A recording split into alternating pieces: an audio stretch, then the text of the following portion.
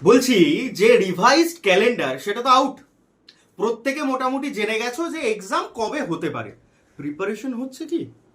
ঠিকঠাক করে প্রিপারেশন নিচ্ছ? যদি নিয়ে থাকো খুব ভালো কথা, আর যদি চাকরি পাওয়ার জন্য নিতে চাও তাহলে চলে এসো একদম এসএসসি মহাপ্যাকে। কেন বলছি? 6টা ব্যাচ, একটা দুটো নয় বাবা, 6টা ব্যাচের প্রিপারেশন হবে। CGL, CHSL, MTS, GD, CPO, selection post. কটা হলো? 6টা।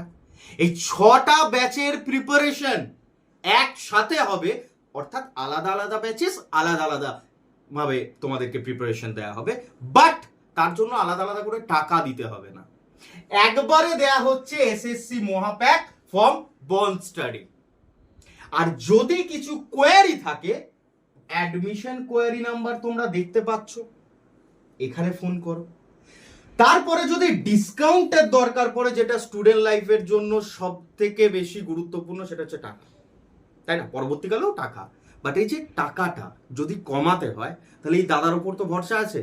BS995 অর্থাৎ BS ফর বন্ড স্টাডি 995, এই কোডটাকে অ্যাপ্লাই করো, 15% পর্যন্ত ডিসকাউন্ট কিন্তু তোমরা পেয়ে যাচ্ছ। আর কি চাই? পড়াশোনা শুরু করে দাও মহাপ্যাকের সাহায্য নিয়ে। আর প্রত্যেক দিন দুপুর 1টায় আমার ম্যাথ ক্লাস কিন্তু জয়েন করতে ভুলবে না। Thank you.